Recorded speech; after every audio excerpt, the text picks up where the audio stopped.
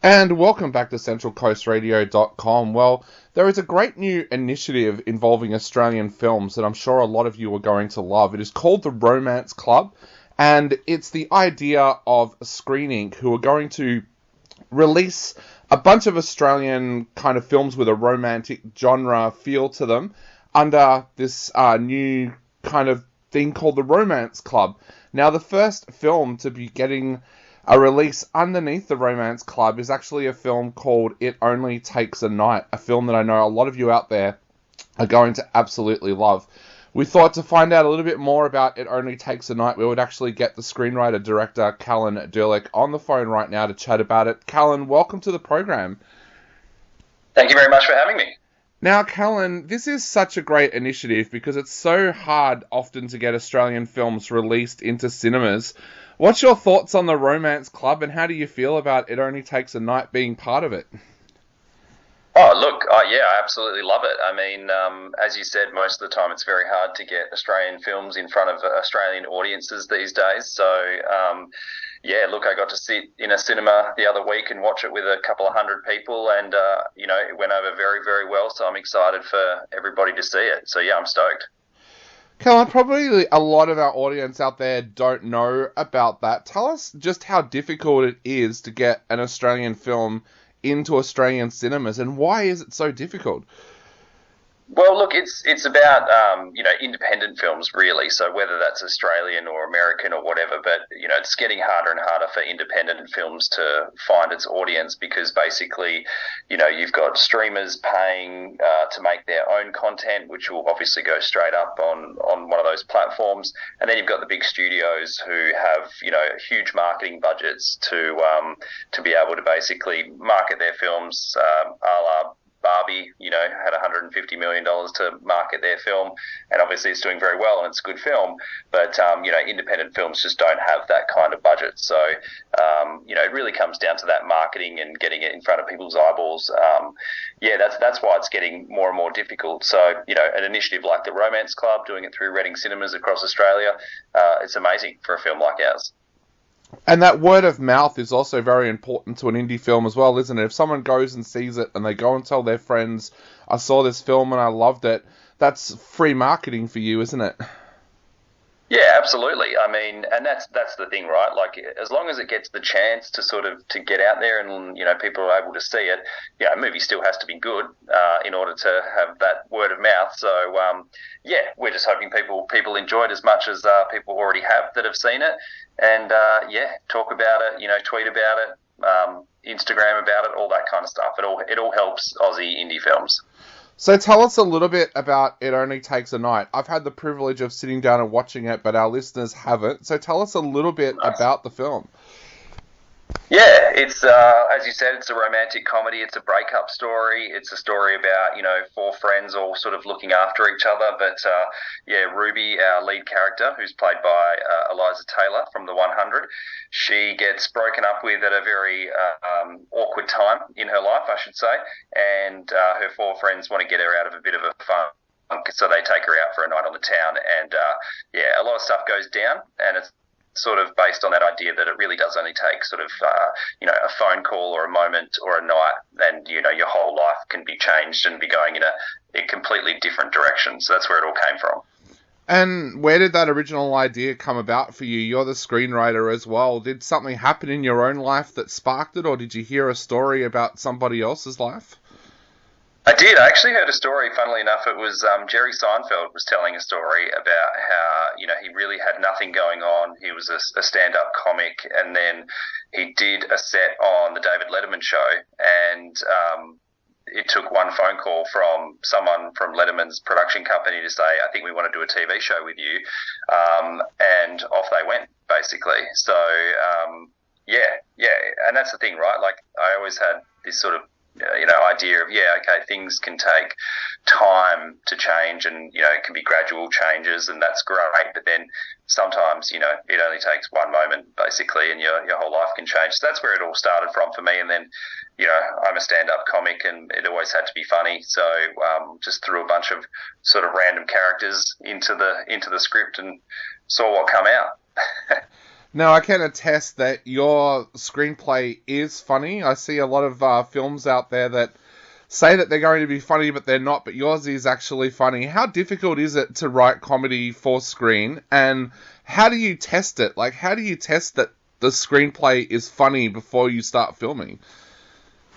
Yeah, I guess you just never know, right? And you're so right. Like it's one of those things that you're sort of writing, and I'm sitting in my room and writing it myself and laughing to myself and thinking, oh, this will be funny. But then so many things need to go right in order for it to go funny. You need to cast the right people, the timing, the locations, all that stuff needs to sort of work in your favor in order for it to be funny. But I had some really great advice from another Aussie director before I started, and he basically drilled into my head and said, if it's not funny on the day, don't think it's going to ever be funny in the movie. So for me, it was sort of like letting the actors run free and, letting them, give them the freedom to, I guess, make us laugh on set. And, that was the only real test that we had was like, were we laughing every day? And we were all in stitches. But then you're sort of like, were we just caught up in the moment and having fun and, just being a bit stupid? But as you said, and hopefully everybody else says, it turns out it actually is quite funny. Now, talking about your cast, you've been able to bring together an amazing cast led by Eliza Taylor, who's been a guest on this show before. Tell us a little bit about how you brought those guests, that cast together and got them involved with this film.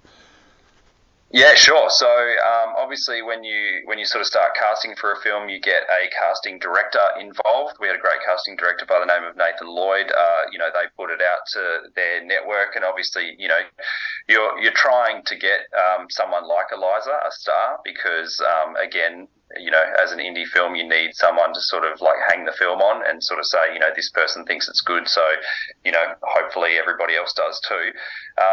And Eliza responded really quickly, which was great. So her and I had a bit of a Zoom chat, and, she came on as an executive producer, and, the reason for that was basically to cast these other characters as well, because, so much of the film is based on friendship and that friendship having chemistry. So we really needed, especially the four main girls, we really needed them to be friends in real life.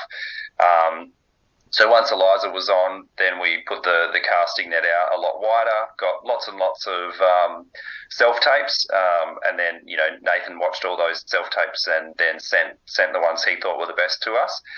And, Eliza, myself, and the producers, we all agreed on basically everything really, really quickly. Once you sort of saw, either Sunny or Ari or Anna do their characters in the film, everyone was like so on board. So, and it was really just, one audition tape, a quick Zoom chat, just to make sure we're all on the same page, and we were off. Eliza's not really known for comedy. Even her character that she played in Neighbours was one of the more serious, kind of dour characters that the show ever had. As a director and a stand-up comedian, what was that like, working with an actress to do comedy that hasn't really done a lot of comedy previously? Well, what was funny is that every single one of them came up to me before we started shooting and said, I'm not funny. And I was like, well, that's actually the point. The whole point of, these characters in this movie, in this situation, is everything's normal to them. Everything's serious to them. So the last thing you want is like an actor or an actress coming out and trying to do something funny and, trying to do a Jim Carrey and be all crazy and things like that. So the fact that they all played it so straight was perfect. But in saying that, they were all hilarious, and they all have amazing comedic timing as well. So to me, it was easy because honestly, they're just great actors and actresses. So it was just really easy. I think, the way I write as well has a certain sort of rhythm to it as well because of my stand-up comic background. It sort of just flows like it's a stand-up routine. So, yeah, look, there was never an issue of like, oh, God, I don't think these people are going to be funny. So, yeah, for me, it was just really easy. It was sort of, I think the more freedom I gave them, the better the performances were. So I just sort of, by the end of it, was letting them run wild, which was great. Perth very much becomes a character in this film as well. You've captured the city amazingly well. What was it like working in Perth, and how did you get such amazing locations as well? Yeah, I mean, look, that was down to the producers, to Perth, really like showing up for us. We did have help from the city of Perth. We had help from the city of Fremantle, and yeah, really, it was a lot easier to turn Perth into London than we thought. Obviously, we have. A lot of the film is inside. We actually got the keys to a nightclub during the day to shoot in, which is a pretty surreal experience, but pretty fun. And yeah, look, we just, I don't know, you just kind of got to hustle for those locations when you're in indie film, and make a lot of phone calls and try and convince people to give you their house, their restaurant, their nightclub, all that kind of stuff. But yeah, look, it turned out really well, and we're very, very happy. It really gives the film a great look. The locations in this film. Definitely. Now, it only takes a night screening as part of the Romance Club this week. What's the plans for the film after that? Are you hoping to get it out there for a little bit of a wider release or onto a streaming platform? What is the plans after this week?